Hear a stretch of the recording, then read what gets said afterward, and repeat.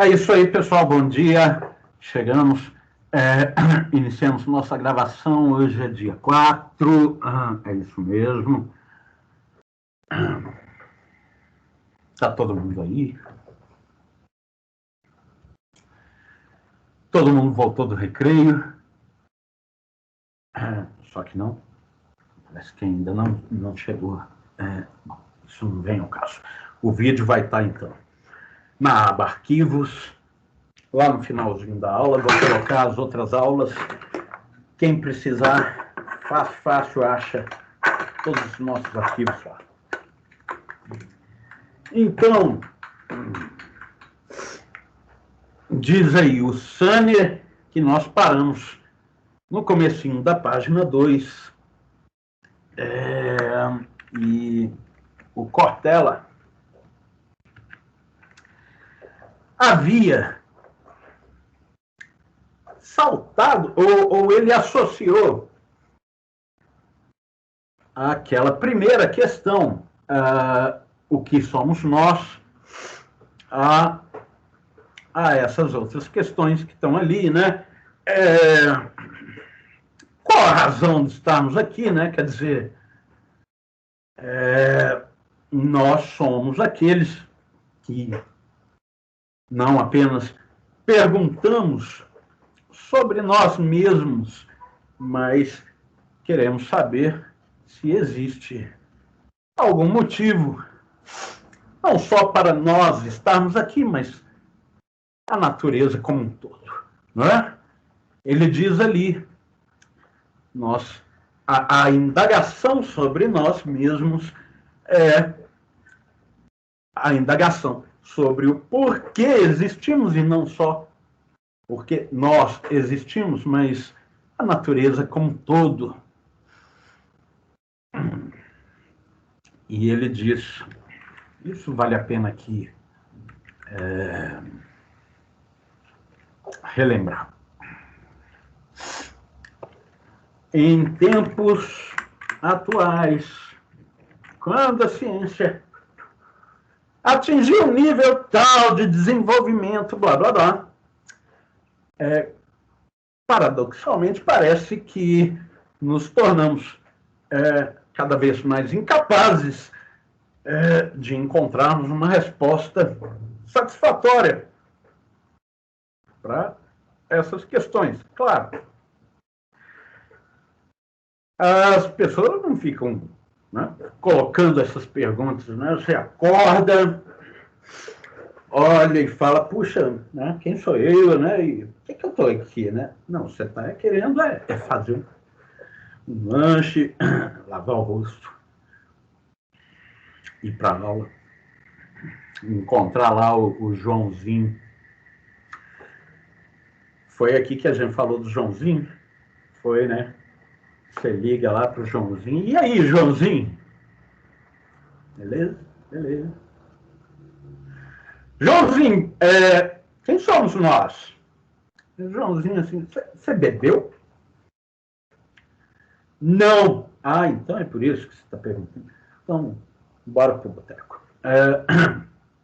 Chegando lá no boteco, vocês não vão se perguntar quem somos nós, mas quando foi o jogo de ontem.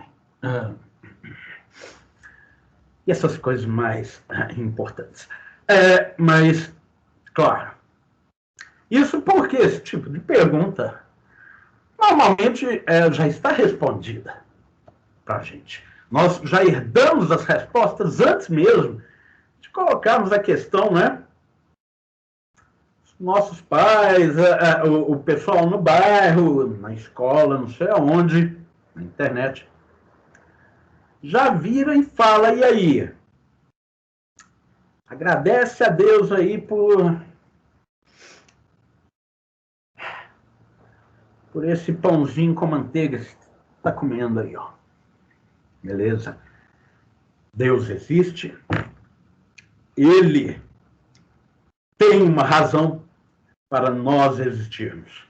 Qual é a razão de Deus para nós existirmos?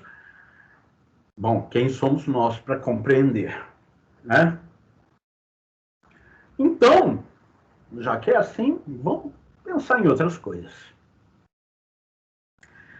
Só que, e é aí a ciência, né, de repente, vai se desenvolvendo e vai complicando um pouco essa nossa calmaria. E é isso que nós vamos ver a partir desse parágrafo aqui, ó. Ele já colocou a ciência aí na roda. Na verdade, a questão da existência e do sentido, do porquê, do motivo da existência. Existência do quê? De qualquer coisa. Nossa. A nossa. Não são questões científicas. Né? O cientista, você não vira para o cientista e fala: ô cientista, por que o seu objeto existe? Né? Vamos supor que ele é um geólogo. Ah, por que a Terra, por que existem placas tectônicas? Por que existe? Mas ele pressupõe que existe. Né? Vamos lá. Ele sabe que existe. Ele não fica se perguntando por que aquilo existe. Pô. Ele quer saber o que é a coisa. E como ela, né, digamos assim, se desenrola no tempo, na existência. Ele não coloca a questão do porquê que a placa tectônica existe. Bom, a placa existe, vamos lá, a partir de um resfriamento.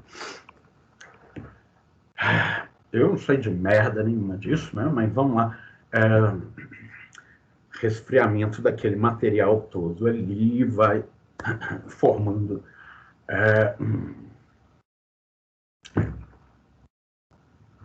essa, digamos, essa consistência aí mais sólida em relação àquilo que está lá embaixo e pronto. O que importa saber é o que causa o movimento desse negócio e de que modo nós podemos eventualmente nos safar de quando a placa tectônica resolve fazer um passeio. Né? Assim, vai a placa tectônica tal, encontra outra. Ô, Joãozinho, me dá um abraço. Pronto. Aí você tem o quê? A existência do mal sem ser derivada do livre-arbítrio, uma vez que placa tectônica não tem livre-arbítrio. Né? E tá lá, terremoto, maremoto, todo mundo morrendo, aquela desgraça toda. E aí você pergunta, por quê? Aí o padre fala, por causa do livre-arbítrio. Acho que não, né? Enfim, o Cortella colocou a ciência aí. É interessante porque, sei lá, chega lá no Facebook, chega lá no Orkut. Orkut não existe mais, mas na época que existia era igual ao Facebook. Tem aqueles grupinhos que ficam lá discutindo Deus, o universo, a natureza, etc. Aí tem aquele pessoal que fala assim, vocês acham que o homem veio do macaco? Ateus. Os ateus. E vocês acham que o homem é primo do tijolo? Veio do barro.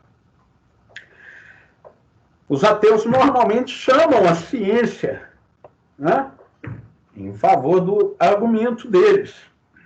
E nessas horas os religiosos têm razão quando eles falam, não, mas a ciência não tem que meter o bedelho nisso. A ciência só mete o bedelho para atrapalhar as coisas, mas não para responder. E é isso que o Cortella vai mostrar para a gente aqui. Ele chama a ciência para nos ajudar a encontrar o lugar,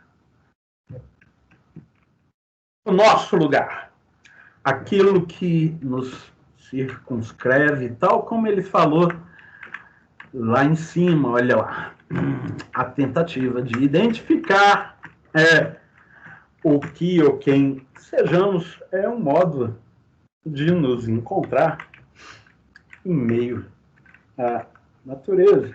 Bom, então tá. E o que a ciência tem a dizer sobre isso? E aí ele vai elencar esse rol de conclusões provisórias, como ele vai dizer, ainda submetidas a controvérsias, como tudo na ciência. Ciência não é um lugar de verdades estabelecidas, mas é um lugar da crítica. Você faz afirmações que vão estar sob fogo cruzado o tempo todo. Né? Óbvio que o sujeito vira e fala: a Terra é plana. Esse sujeito aí, você olha e fala assim: meu amigo, essa pauta aí já passou, né? O que justifica isso voltar à discussão? As trevas. O século XXI é o cocô da pulga do cavalo do bandido. Né? É isso que surgiu do século XX, que deve ter sido o mais desumano de toda a história. Engraçado, porque é história e cá estamos falando de outra coisa, só que não, estamos falando o tempo inteiro de nós mesmos. A história nem sempre caminha para frente. Essa história de que a história progride e que caminha para algum lugar é uma noção mítica da história. É como se ela já soubesse para onde ela vai. E aí você tem um progresso, né? Não é bem assim. A história não tem um fim, ela não tem uma finalidade, ela não tem um projeto, um plano, um mapa. Aonde ela se mete, ela se faz. E cá estamos nós, na latrina da história. Bom, sobre isso falamos depois.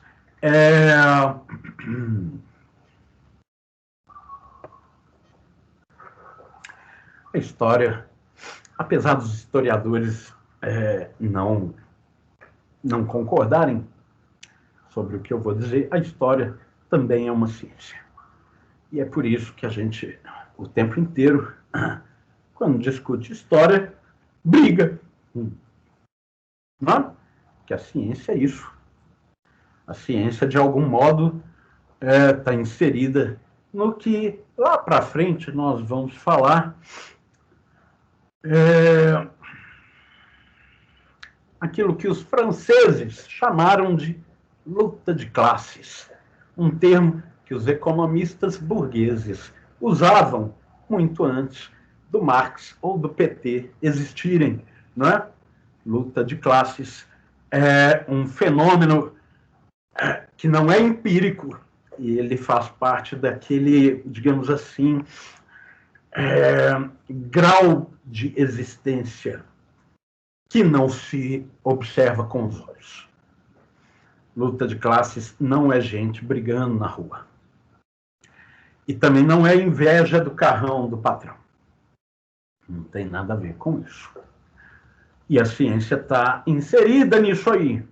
E a filosofia ainda mais. De modo que eu acho que eu já falei isso para vocês lá nos primeiros dias do nosso curso, ano passado. Ciência, filosofia são formas de ideologia. São sim. Qual que é o problema? há ideologias e ideologias. Nós aqui apreciamos aquelas ideologias que sabem de si mesmas e colocam as coisas às claras, né? Honestamente. Nós estamos aqui disputando a consciência das pessoas. Estamos mesmo. E nós queremos ganhar colocando as coisas às claras e de forma honesta. Aqui a gente não fica dizendo, não, ideologia é a do outro, nós aqui somos a verdade. E aquele pessoal lá está querendo te doutrinar. Nós não, exceto na igreja. Ah, certo. Na igreja pode, aqui não. Aqui doutrina é ruim, lá é bom. Estranho. Mas, enfim, isso aqui é doutrina? Bom, não sei o que é doutrina. Não vem ao caso agora. Vamos lá ver, então, o que a ciência vai nos dizer, em que medida ela pode nos ajudar. Ele vai dizer aí um negócio que é coisa de físico, né? Estamos em um dos universos possíveis. Para mim é uma afirmação esquisita, porque universo. Isso aqui não é justamente, digamos assim, a totalidade do que existe. Os universos possíveis, e aliás, se há mais de um universo, ele faz parte do quê? Do universo. Então, o universo só há um. Mas essa discussão, vamos nos poupar disso. Digamos assim que isso que nós sabemos do universo, ou seja, até onde nós conseguimos mapear as coisas, todo mundo já deve ter visto aquele negócio lá aquela imagem sobre as frequências, eu esqueci o nome disso, até onde se conseguiu observar que o universo existe. O que tem para além dele? Nada. Mas o que é isso? Quando a gente fala dessas coisas, existência, não existência, universo, para além do qual nada há, do que nós estamos falando? É um pouco muito especulativo, porque não há também muito o que dizer e o que se pensar, né? Você está falando de tudo. Existe algo para além de tudo? Existe uma causa de tudo?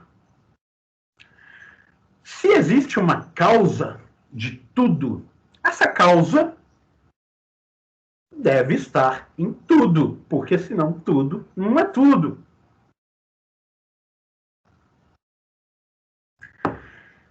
Todas as coisas que existem têm uma causa anterior que fez com que ela existisse. Então, a gente vai regredindo no passado e daí nós chegamos em 2 pontos possíveis. Ou tudo sempre existiu e a causa das causas está lá atrás, no infinito, e, portanto, é como dizer, não há uma causa, há uma corrente de causas que se perde no infinito. Ou então há uma causa que não tem causa. E essa causa, Deus, é quem fez surgir. O resto, o São Tomás fala isso. E tem gente que lê isso e fala, nossa, que legal, é isso, claro. O problema disso é que, bom, se há uma causa de todas as coisas que não está em todas as coisas, Bom, então, quando você fala de todas as coisas, você não está falando de todas as coisas, porque você tinha que incluir a causa de todas as coisas nesse conjunto aí. Mas e aí? As coisas são causas de si mesmas? Isso é como dizer que não há uma causa. Percebem o problema, né? Nós estamos aqui numa fronteira, digamos assim, onde a razão começa a patinar e dar bug. E aí você pergunta para o químico, e aí, senhor químico, qual o sentido disso aí existir e de tudo existir? O químico vai falar, meu amigo, meu assunto é a matéria, a composição da matéria, blá, blá, blá. Isso aí que você está me perguntando, não sei nem quero saber. Tá, mas você não é um cientista? Sou, mas eu sou um químico. O que você espera perguntar? O que você espera ouvir se ao invés de fazer a pergunta para o químico, você fizer a pergunta para o, sei lá, geólogo, que também é um cientista, ou para o matemático? Há quem diga que a matemática não é uma ciência, eu não sei. Pergunta para o historiador. O historiador diz que a história não é uma ciência, mas ele está errado. Não pergunte para o economista. O economista diz que a economia é uma ciência, e ele está errado. Sobre essas coisas falamos depois. O fato é o seguinte, não há a ciência. Então, esse negócio de chamar a ciência para nos ajudar, bom, que ciência que você está chamando aí? A física, a astronomia? Legal, né? Vamos falar dos universos. Beleza. Daí ele vai falar do Big Bang, aquela matéria ultracondensada que lá para as tantas não se conteve mais. E num gesto de euforia, pum, estourou de alegria. E aí espalhou poeira. Essa poeira cai lá, constituiu nuvens. Essas nuvens caem lá, se condensaram em estrelas e galáxias. E, de certa forma, somos todos, então, resultado da poeira estelar. E o Gênesis não estaria tão errado assim ao dizer que viemos do barro, não é? Só que do barro até nós tinha lá, não exatamente um macaco, mas um primata anterior ao macaco. E isso ajuda o pessoal darwinista, os religiosos vão dizer, não, piorou, né? Pô, você está falando então que nós viemos de uma espécie ainda inferior ao macaco? É o que o Darwin disse. Antes que alguém fale assim, tá, o Darwin disse, né? Mas, olha, se o Darwin disse, é muito provável que tá certo. Não vem questionar o Darwin, não. Quem somos nós para questionar Darwin? Nós? Nós somos aqueles que sobem sobre os ombros de Darwin. Façamos isso, né? Vamos partir daquilo que ele observou e tentar observar mais, tal como Einstein fez ao subir nos ombros de Newton. E é aí que nós, de repente, chegamos nessas ideias, né? O universo é finito, ele tem formato de um cone ou um cilindro, porque o espaço mesmo sofre ação da massa que está contida nele, e isso faz com que ele se curve. Eu tenho, sei lá, certa dificuldade em entender essas coisas.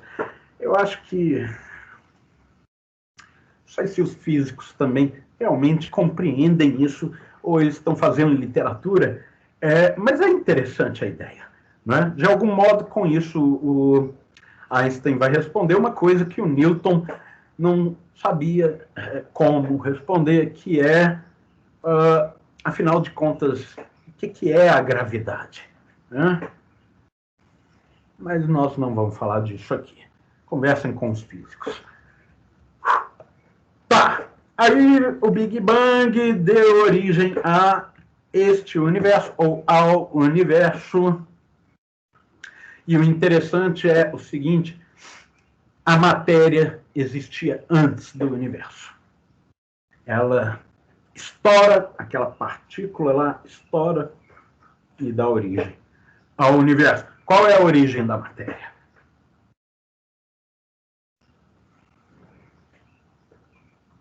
Perguntar a origem, né, de tudo é perguntar também sobre a origem do tempo. Mas quando você coloca essa questão, você percebe que você está pressupondo o tempo para saber quando o tempo surgiu. Ora, quando o tempo surgiu, é dizer que o tempo surgiu em um determinado tempo. Então é preciso admitir que das duas uma, ou o tempo não surgiu, ele esteve aí desde sempre, não é? Ou, o que também é difícil de pensar,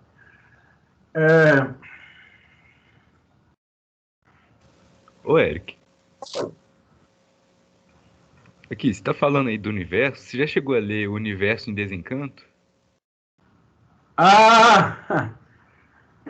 Eu encontrei esse pessoal na Praça 7 uma vez. Foi muito engraçado. Pena que o Tim Maia não estava lá, não é? Isso mesmo.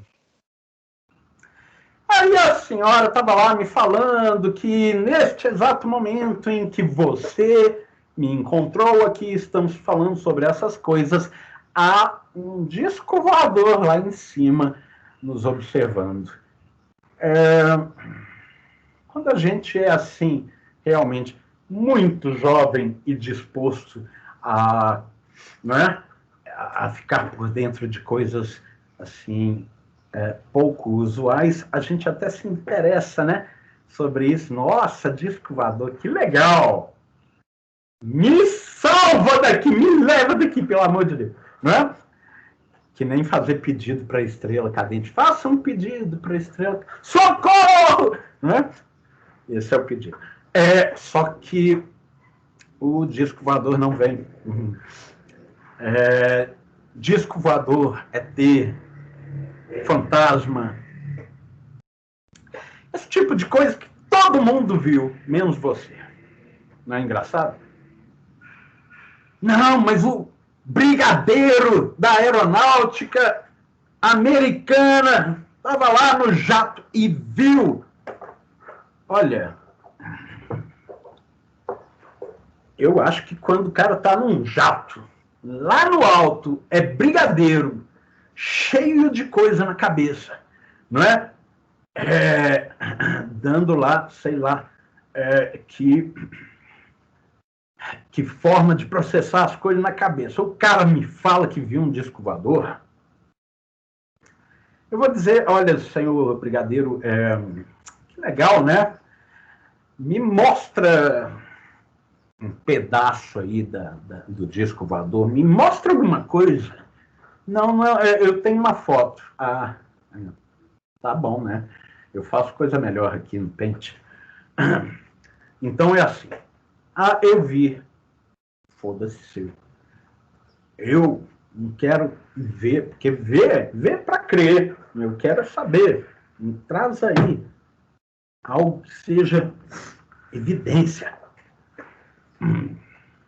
Então esse pessoal do Universo em Desencanto é muito mais desencanto que o universo. Deixa esse povo pra lá. Só os bravos, né, Eric? Oi? Só os bravos. Porra, o Tim Maia saiu ultra decepcionado, tadinho.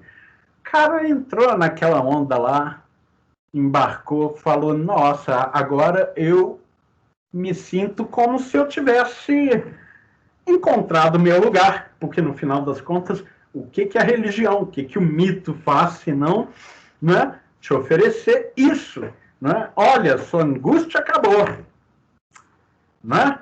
Há uma razão para você estar aqui. E o Tim Maia provavelmente até então não tinha muitas razões. Ele devia estar chapando um melão o tempo todo.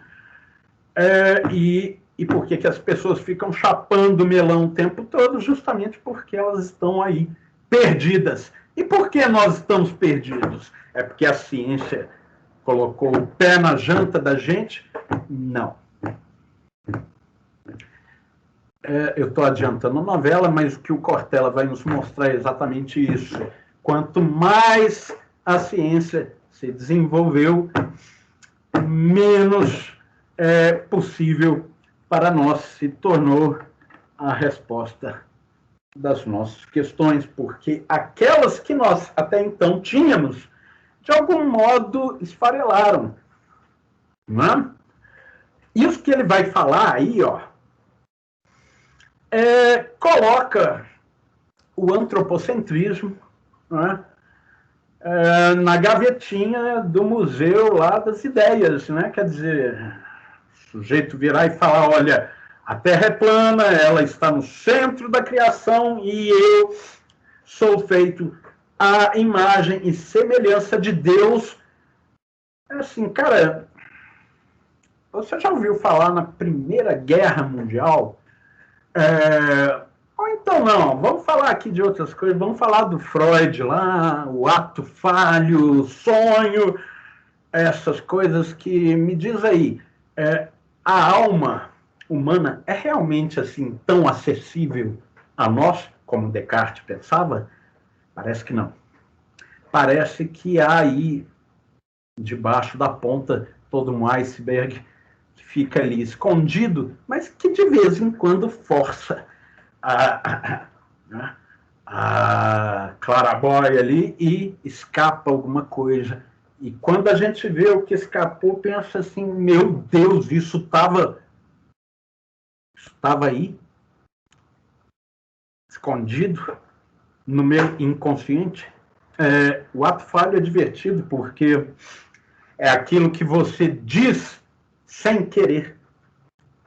O Freud vai dizer, sem querer, mas não escapou por outra razão que é um querer do qual você também não estava consciente. Então é aquele sem querer querendo.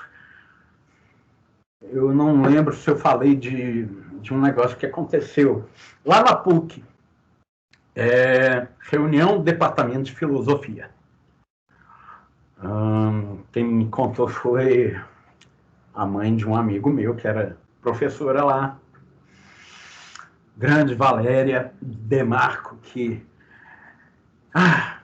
me colocou nessa, né? E cá estou. Foi sem querer querendo, porque uma vez eu estava na casa dela, eu sou amigo do filho dela, eu comecei a revirar os livros dela e falei, cara, esse negócio de filosofia é divertido, né? Pois é. E cá estou eu. A Valéria conta. Estava lá, reunião no departamento. E tinha um professor novo. E além de ser um professor novo, ele era um professor jovem e era um gato.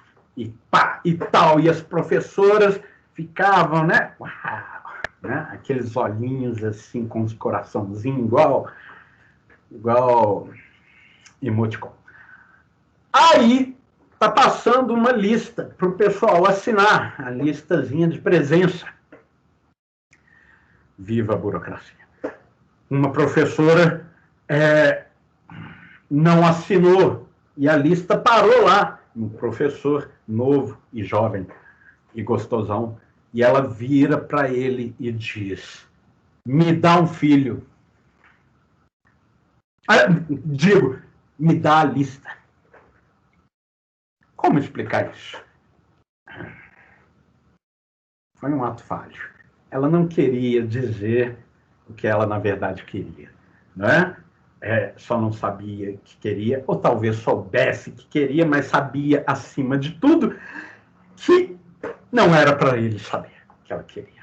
Né? Só que o ato falho é aquele negócio que sai lá do inconsciente, ainda te dando uma rasteira, né? Te expondo de forma super constrangedora, né? A professora ficou... Quem que é esse cara aí, o Eric? Poxa, de vergonha. Quem? O professor? Oi? Ou Freud? De quem que você está Professor. perguntando? Hã? Qual que é o seu interesse em saber disso? Sacanagem, deixa pra lá. Eu não conheço o cara, a Valéria quem me contou essa história, e ela contou essa história também não foi de sacanagem, né? Ninguém saiu revelando os nomes. Ah, foi a professora fulana. Não, e aliás, nem quero saber. O que eu quero saber é isso, o ato falho. O que é o ato falho? O ato falho é um negócio desses que de repente te escapa, te expõe, te constrange, quando torna público aquilo que você escondia lá no porão do inconsciente, e escondia não só dos outros, escondia de si mesmo. Né? Então, olha, se nós somos a imagem e semelhança de Deus, esse Deus aí parece que não é exatamente aquele que a gente gostaria que fosse, não é? Aquele Deus que é todo onisciente, justo, misericordioso, essas coisas que a gente fala aí, né, para se sentir seguro em meio à existência, né? Existe alguém lá em cima, esse alguém tem um plano para mim. Espero que não seja o Deus do Antigo Testamento, se bem que o do Novo não ajuda tanto também. Mas isso não precisamos discutir, né, galera? Tudo se discute, mas não se discute com todo mundo. Vamos lá.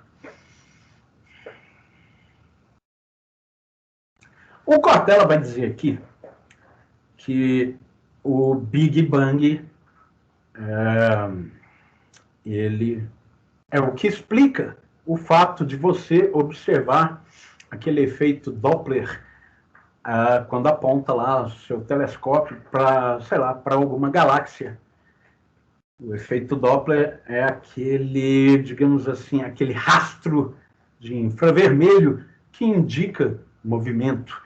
É exatamente o que acontece quando passa uma ambulância ou o carro da polícia, o Rapa, né? Passa por você, você escuta a sirene, e vai caindo o tom, é o efeito Doppler no áudio, né?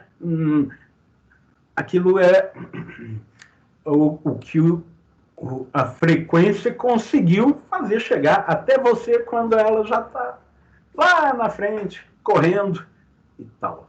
E esse efeito, ele se observa também, e isso que se observa é esse rastro infravermelho.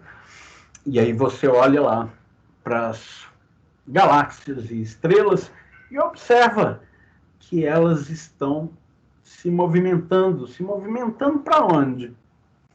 Para tudo que é lado. Não é? O fato é que a coisa, de algum modo, parece que está engordando, né, o universo. E isso não nos ajuda, mas coloca um problema, que é isso que ele vai dizer aqui, olha. Essa expansão, ela aqui e lá, né, concentrou nuvens de matérias nebulosas que dão origem a 100 bilhões de galáxias. Foi até onde nós conseguimos contar, eu acho. É muita galáxia. Uma dessas galáxias, né, é a Via Láctea. Tem 100 bilhões de estrelas. O Sol é uma dessas 100 bilhões e ela ainda é uma estrela das menores, né? Não é uma grande estrela, não é uma ciência, é uma estrela medíocre. E a volta do Sol tem 9 ou 8, porque ainda não sei se já decidiram que Plutão continua sendo planeta ou agora ele é outra coisa. O fato é que eles ficam aí girando em torno do Sol. O que é um planeta? Em grego, é um astro, vagabundo, errante. É assim que eles distinguiam o que é estrela e o que é planeta. Não é olhando o brilhozinho, olha, pisca, então é porque é estrela. Não pisca, então é planeta. Ora, tudo pisca. Tem uma atmosfera aí entre seu olho e a luz, de modo que qualquer coisa que está lá em cima pisca. Então, como que eles distinguiam? As estrelas estão paradas em constelações. Entre elas ficam essas coisinhas passeando lá no céu. O que é isso que fica lá passeando? Vamos chamar de passeador planeta. Fica vagabundando no céu. O único argumento bom dos terraplanistas.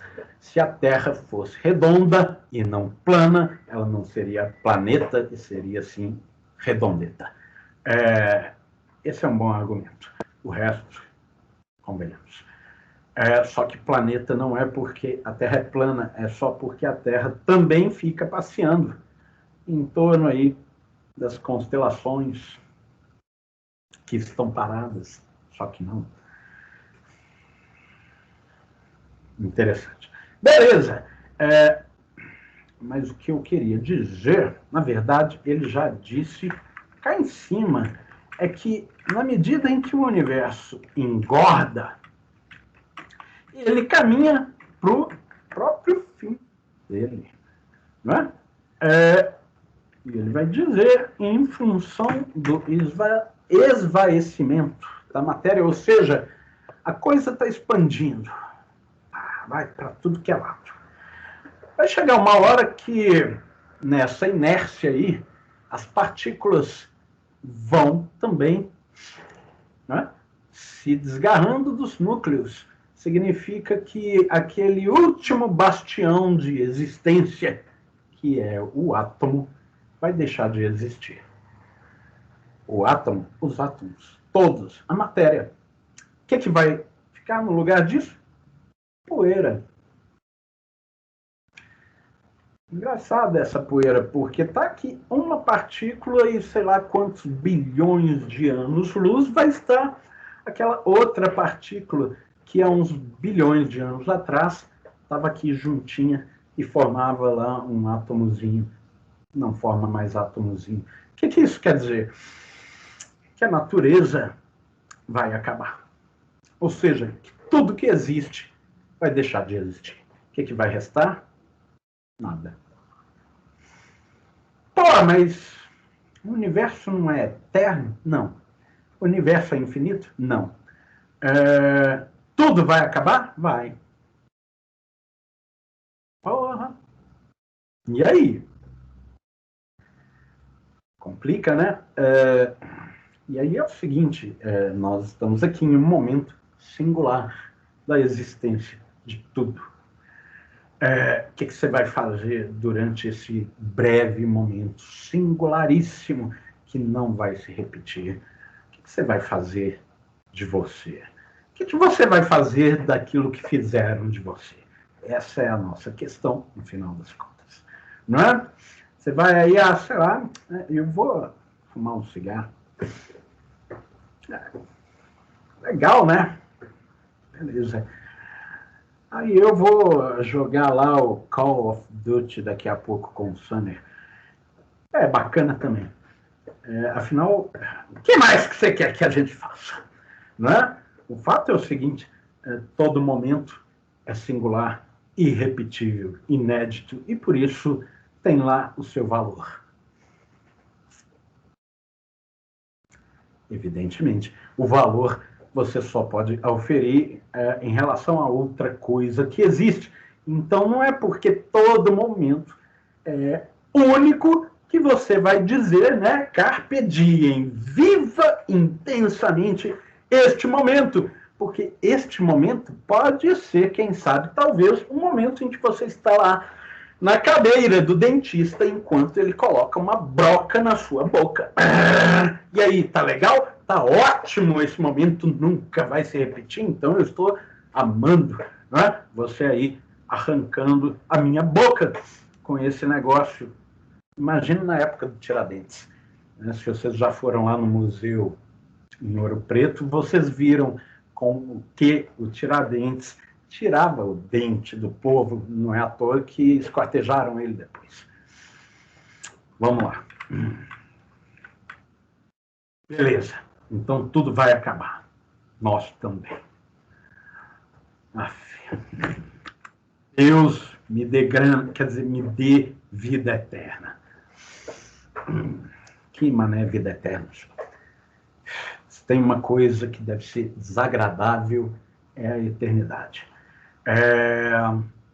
Seja no céu, seja no inferno, para mim é a mesma coisa. Eu não quero eternidade nenhuma, porque na eternidade não acontece nada.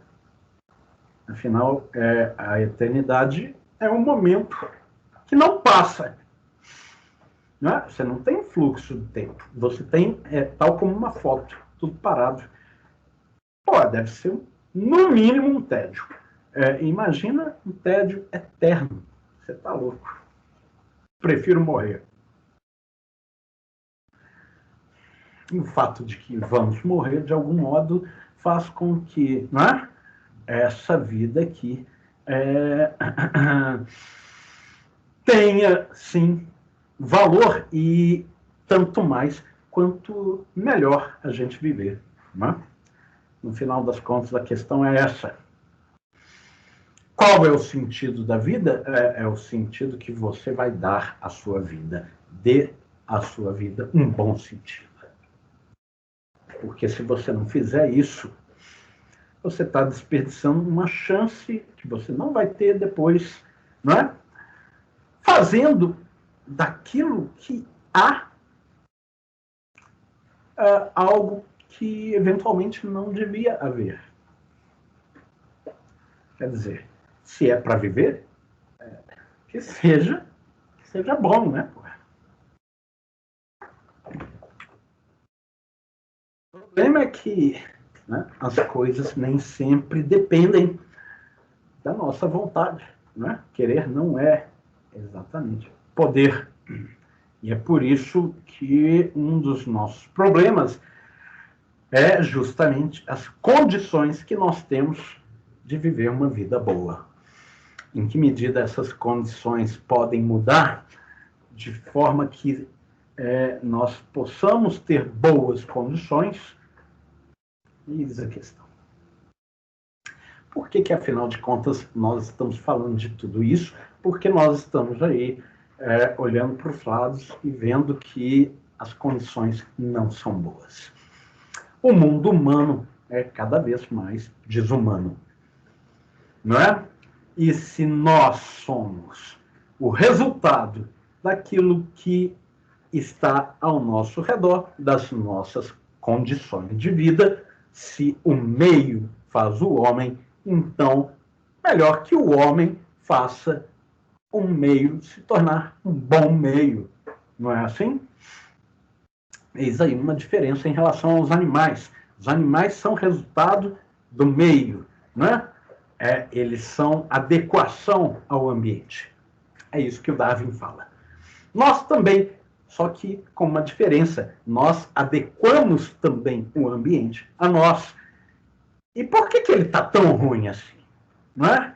Nós fizemos aí alguma coisa errada e, sinceramente, muito errada. E uma vez que cá estamos nós, não é? O que há de melhor para se fazer é resolver esse problema.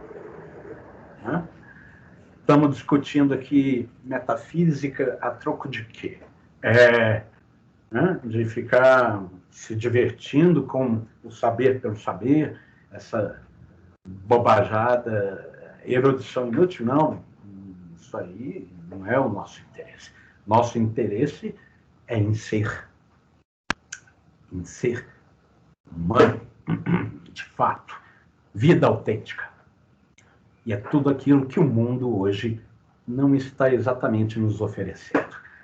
Se o mundo não nos oferece condições de uma vida autenticamente humana, então vamos mudar o mundo. Ou então vamos apodrecer por baixo da própria pele. Escolhe aí o que você acha melhor, não é? Escolhe aí o que você vai fazer dessa sua chance única, irrepetível, né? Ah, foda-se, eu vou morrer mesmo depois, então não faz diferença. Ah, bom, então tá, então morre aí, ó. Né? Meio ambiente vai agradecer, né? Você está aí consumindo carbono que poderia ser de uma barata que há de dar muito mais dignidade ao carbono do que o sujeito vem falar um negócio desse, né? Ah, a humanidade é um câncer, né? Vem meteoro, não sei mais o que, né? Enquanto a humanidade não se extinguir, né, nós estaremos poluindo a natureza. Bom, se você realmente pensa assim, então dê o exemplo. Toma aqui uma arma, começa aí por você, né? Livre a natureza desse câncer que você está dizendo aí, que você mesmo é, né? De quebra de brinde, você estará nos livrando também. Faça o favor. Né? Anti-humanista, a gente tem, quando a gente vai dialogar com um, tem que ser nesses termos, né? Porque normalmente o melhor diálogo com esse pessoal é logo dando uma porretada na cabeça do sujeito, não é? Uma porretada pedagógica. Estamos indo um bocado longe, estamos falando do universo, né? O que você queria? Então tá lá. O Cortella falando que na Via Láctea, que é apenas uma das 100 bilhões de galáxias que estão por aí, tem uma estrela em meio a 100 bilhões de outras. Nós estamos aí ao redor dessa estrela. Num dos 9 planetas que giram ao redor dele, a Terra não é o maior dos planetas, também não é o menor, mas com certeza é o mais bonito dos planetas, só pela razão de estarmos aqui. O Beto Guedes é quem disse isso. O Beto Guedes é um humanista. Eu admiro os humanistas, mesmo quando eles são meio ripongas, que nem o Beto Guedes. Anti-humanista, não. Anti-humanista é no porrete. Fascista, sabe como é, né? Vai dialogar com fascista. Como? Dá logo um murro na boca dele para começar. Beleza. Na Terra a vida, e até há pouco supunha-se que só nela. Eu sinceramente acho que a vida é possível em outros lugares aí do universo. É provável? Aí eu já não sei. Qual a diferença entre possível e provável? Possível, a bem da verdade, tudo é possível. E se tudo é possível, o sim é possível, o não também é possível. Eles se anulam. Então, eu não quero saber do que é possível. Eu quero saber do que é provável de acontecer, que realmente demonstre uma, digamos assim, tendência de ser. É provável que haja vida fora da Terra? Olha, levando em consideração todas as variáveis que se intercruzaram num momento muito singular da existência desse planetinha aqui. E não só a quantidade de variáveis, mas o peso com o qual cada uma foi lá nessa reunião de variáveis se fazer presente, né? Quer dizer, o protagonismo de algumas delas foi mais determinante que de outras. Né? Percebem que tudo isso é muita coisa. Fala, Joana. Quer abrir o microfone? A Joana levantou a mão. Fique à vontade aí para falar ou escrever.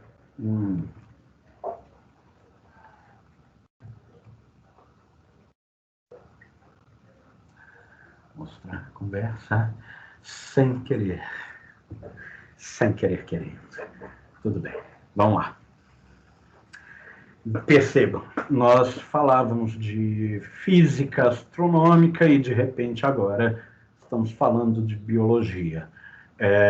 Então, quando nós falamos a ciência, qual ciência, afinal de contas, nós estamos falando? Bom, não todas. Começamos ali pela física, pela astrofísica.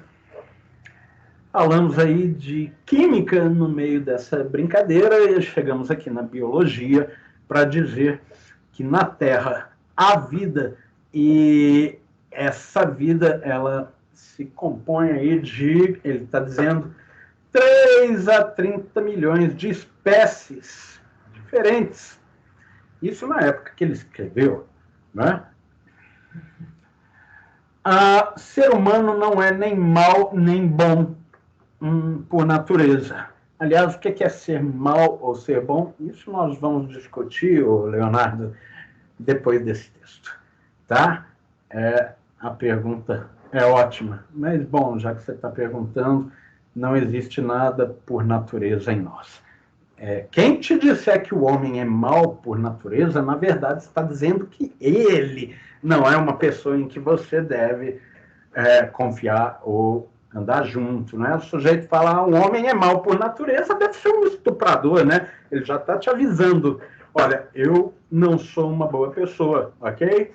E o pior, eu estou aqui dizendo que você também não é, que você é um escroque que nem eu.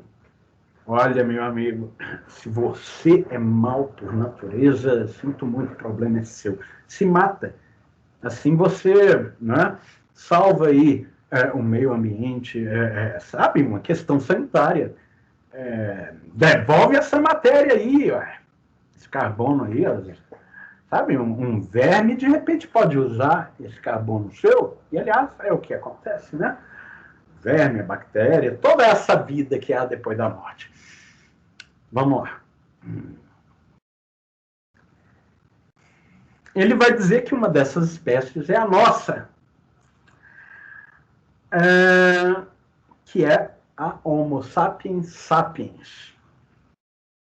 Vejam que, né, do barro até nós e do macaco até nós ainda há muita coisa. O Homo sapiens é ainda uma, digamos assim, das espécies de Homo sapiens. A nossa é a nossa especificidade. É ser sapiens dos sapiens. Sapien é aquele que sabe. Sabe o quê? A gente sabe umas coisas, e sabe que não sabe muitas. E a gente sabe muita bobagem também. Né? Enfim, a espécie humana tem, no momento, 5,5 bilhões. Vocês vejam, o texto foi escrito no milênio passado. A espécie humana tem hoje mais de 7 bilhões, né, de indivíduos. E percebam, o imperialismo chinês está só começando. O pessoal que fica, né, reclamando aí do McDonald's. Imperialismo americano. É claro, é uma merda, né? Inclusive porque degrada a cultura americana, que é riquíssima. O que foi do Mississippi? Bom, sei lá. O que chegou a nós aí é McDonald's. Que merda, hein? Nessas horas eu sinto muita compaixão pelo povo americano, que não tem merda nenhuma a ver com o imperialismo. Eles sofrem o imperialismo tal como nós. E, olha, é uma merda? Agora, aguardem. Vem aí o McDonald's chinês. Já comeu grilo? Pois é. Se você ainda não comeu, ou se você não sabe que comeu, de repente você já comeu, não sabe, inclusive porque quem já comeu McDonald's realmente tem coisas que é melhor a gente não saber. Não é? Mas vem aí o McDonald's de grilo, que não é o pior dos McDonald's. Tem McDonald's de barata. E por aí vai. Aliás, tem um restaurante em Belo Horizonte que serve esses quitutes já. Tem aí um termo engraçado, esqueci. Não vem ao caso, né, pessoal? Vamos lá. Um desses 7 bilhões de indivíduos sou idiota. Então, quem sou eu? Está aí o que a ciência tem a nos dizer sobre quem sou eu. Eu sou um entre 7 bilhões, que pertence a uma espécie entre outras 30 milhões, convenhamos, já deve ser bem mais que isso. Inclusive porque quando as espécies se extinguem, outras tantas estão aí brotando. Não é? Vivemos num planeta em torno de uma estrela, entre outras 100 bilhões de estrelas, numa galáxia que está em meio a outras 100 bilhões de galáxias. Né? Percebem aquilo que o Pascal dizia? Né? Quem sou eu? Eu sou um naco de bosta. Ou melhor, ele dizia, eu sou um gravetinho. Pascal não é apenas linguagem de programação. Ele era um filósofo, matemático, e que dizia: quem somos nós? Somos nada, somos merdinha. Olha a grandeza da natureza e o que eu sou diante disso. Tem um vídeo muito legal aí no YouTube. Vocês colocam lá, sei lá, estrelas em comparação. Vocês vão ver o que há. Primeiro vocês vão ver o que é o Sol diante de nós. Já é uma coisa que assim, você fala, oh, é grande, né? Não, é mais do que isso. Aí você vai vendo o que tem de estrela maior que o Sol, e aí você já está assim, é que nem pensar em Mega Sena, né? Milhões de reais. Cara, eu concebo lá algo assim, tipo 500 mil reais, eu ainda concebo, né? Uma vez que, pessoalmente, eu devo estar devendo aí uns 100 mil reais para o banco, então eu já consigo conceber o que seja meio milhão de reais. Mas chega lá, 1 milhão de reais, 1 bilhão de reais, para mim já é a mesma coisa. Já é algo que eu não consigo imaginar. E aí você vai vendo o que tem aí de grande na natureza e o que nós somos diante disso. Nu. Sabe, quando você vai na cachoeira, olha aquela cachoeira e fala assim, nu! Se eu entrar errado ali, essa cachoeira me dá uma porrada assim, o que vai ser de mim?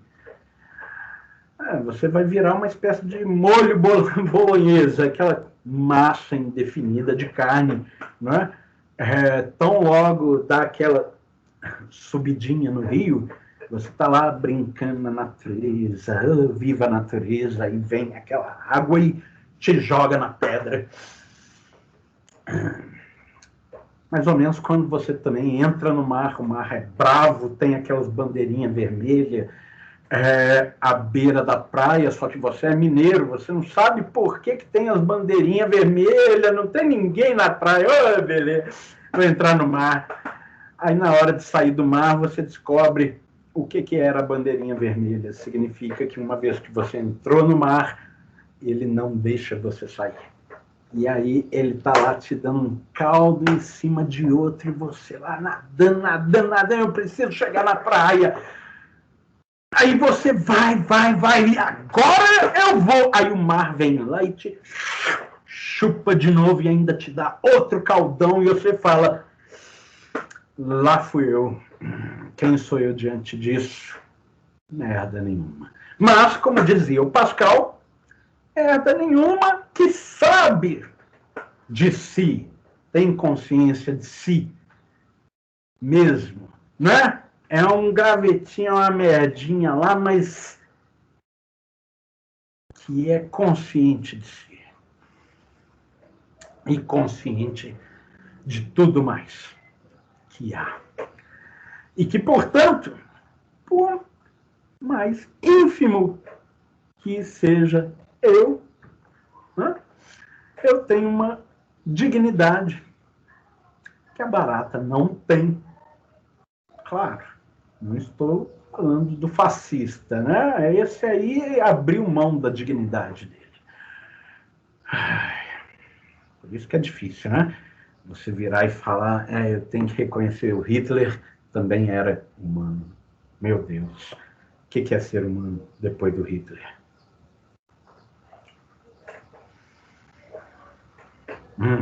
É uma carga. É isso que os existencialistas que surgem ali depois, principalmente, né, eles ganham força depois da Segunda Guerra Mundial. São esses caras que ficam falando, a humanidade é um erro. A existência não tem sentido nenhum. Olha, se a sua não tem, então, cara, se mata logo aí, ué. O que você tá esperando, ué? Né? Faça algo de bom para si mesmo e para nós e para a natureza. Toma aqui, ó, 3 oitão. Põe um chumbo aí no seu cérebro. Beleza. Mas, enfim, nós que observamos, né, a grandeza de tudo isso ao nosso redor e nos sentimos a merdinha do cocô da pulga do cavalo do bandido. Sabemos de nossa condição e isso nos faz, de algum modo, infinitamente dignos diante de uma estrela que está ali só acontecendo. Ela é indiferente a nós, mas ela é indiferente a si mesma. A natureza não tem sentido nenhum e nem está preocupada com isso. Salve a natureza. O que significa salvar a natureza, se não salvar a nós mesmos? Né? Que uma vez que a humanidade se extinguir, a natureza vai continuar. E tem teflon, tem plástico que a gente poluiu. Foda-se, também tem petróleo debaixo aí da crosta e é isso que o teflon vai virar depois. E alguém vai fazer alguma coisa disso? Acho que não. E o petróleo? Estava lá porque alguém ia fazer do petróleo alguma coisa? Não, estava não. Aquilo ali aconteceu gratuitamente, como tudo na natureza. E a natureza, uma hora, vai deixar de existir. E ela não está preocupada com isso. Você está preocupado com a natureza, só há uma razão para se preocupar, né, com o meio ambiente. Se preocupar com a espécie humana. Mas e o urso polar e tal? O urso polar, tal como todas as espécies de vida, incluindo a nossa, está aí de passagem, não é? Ela vai se extinguir? Vai. Todas vão. E o que é a natureza, senão uma massa, a natureza biológica aqui, no caso, uma massa enorme de espécies que surgem apenas para dar lugar a uma espécie que vai permanecer um pouco mais do que as outras, que surgiram e já se extinguiram.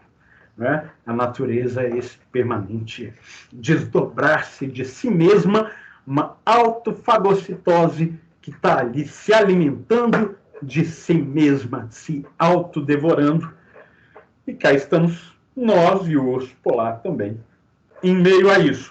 Há alguma importância do urso polar sobreviver? Só se for em nome da humanidade. Se não há humanidade, o que há? Indiferença. A natureza está nem aí para coisa nenhuma. O urso polar está preocupado com a extinção dele? Não, tá se fudendo para isso. Tá derretendo permafrost não sei aonde no Polo Norte. Olha, vai ser chato, né, pro urso polar e tal, mas vai ser um barato para aquele tanto de bactéria e vírus e não sei mais o que a gente nem concebe e que está lá só esperando, né, o gelo liberar para, de repente, uma peste inédita e muito mais fodida do que essa aí da China, né, brotar geral, pegar a gente ali no flagra e... Sabe a peste negra, né? Aquela ainda foi legal, né? Deixou lá 1/3 do povo vivo. O que vem aí pela frente, a gente nem concebe. Sou pessimista? Não, de jeito nenhum. Eu sou realista. Eu sou um otimista prático. A questão é... Bom, já que estamos aqui e as condições não são boas e, pelo visto, não vão melhorar, acho bom a gente começar a, né, fazer e tentar fazer alguma coisa para boiar sobre o vórtice que está aí engolindo tudo, né? Pega aí uma ripa, né? O barco naufragou, mas de repente tem um pedaço ali do casco, segura lá, ué. Ainda dá para boiar um pouquinho e, quem sabe, curtir, né, o vórtice dando voltinha. Oba, agora nós vamos. Sabe, que nem parque de diversão. Antes do cheio descer.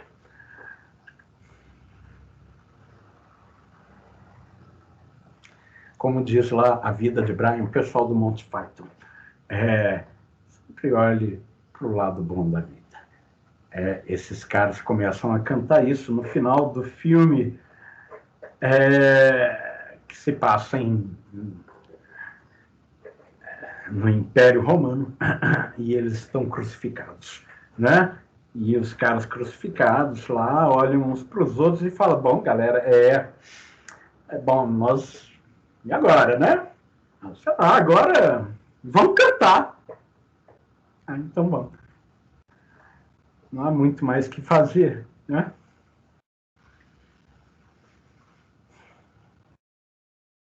Difícil seria estar na fogueira, porque aí você não vai ter como cantar.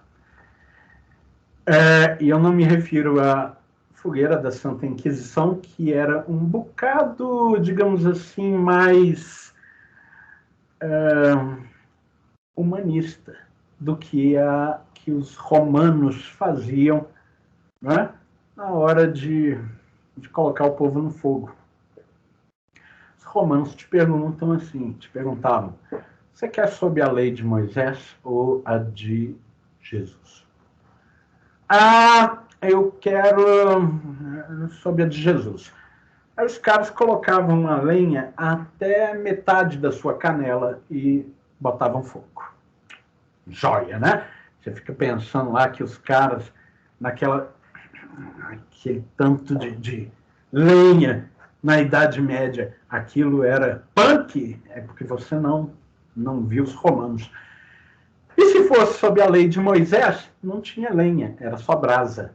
Os caras colocavam brasa embaixo de você. Você morria muito depois de sentir que o seu pé virou churrasco.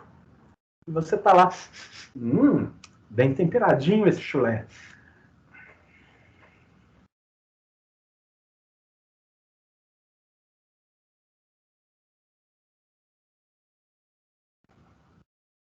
que mais há de se fazer, senão, já que eu estou aqui assando, né, deixa eu contemplar o aroma. Não está tão mal assim, não. É meio quente, né? Mas beleza.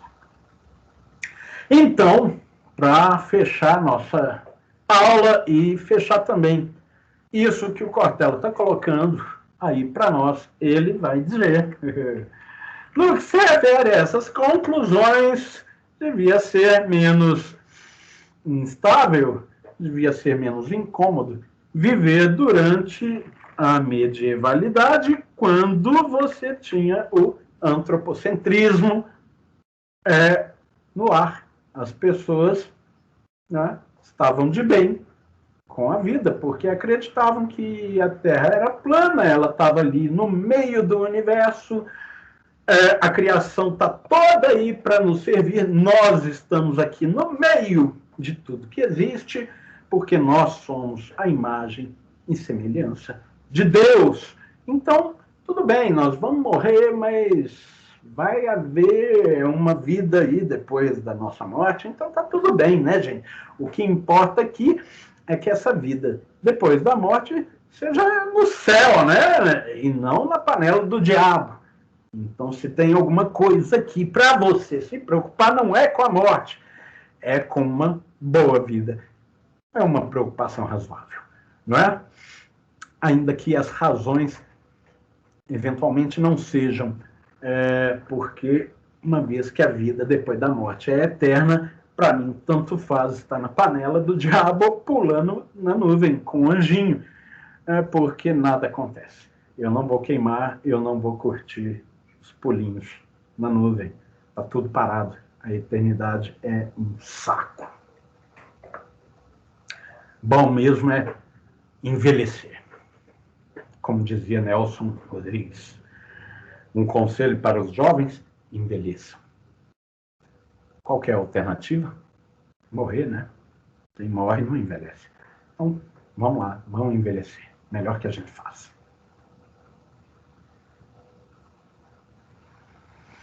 E sobre envelhecer, o Cortella vai nos dizer, aí para frente nós vamos parar aqui, tá? Sânia, por favor, lembre-se, nós estamos parando nesse parágrafo. Pode ser? Você me lembra a aula que vem? Fazendo esse favor. Vejam, a ciência nos respondeu a nossa questão? Não. Ela tornou as coisas um pouco mais difíceis de responder. Porque até então, se você acreditava nisso aqui, não tinha problema nenhum. A ciência quis sacanear a gente? Não. Ela só observou algumas coisas aí e falou: gente, não é por nada não, mas não estamos no centro do universo. Peraí, como assim não estamos no centro do universo? Não, não estamos. Puta que pariu, então fodeu.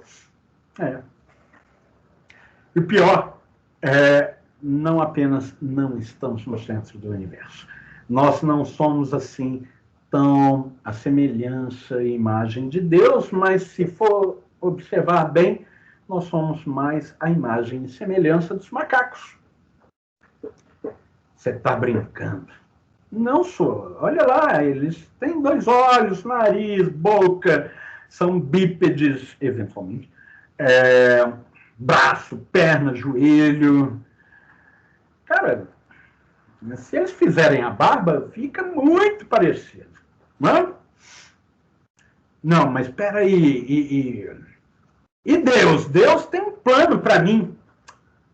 A minha alma é a semelhança de Deus. E o Freud vai aparecer exatamente aqui. Ele vai dizer: olha, a alma guarda coisas aí num porão que ela quer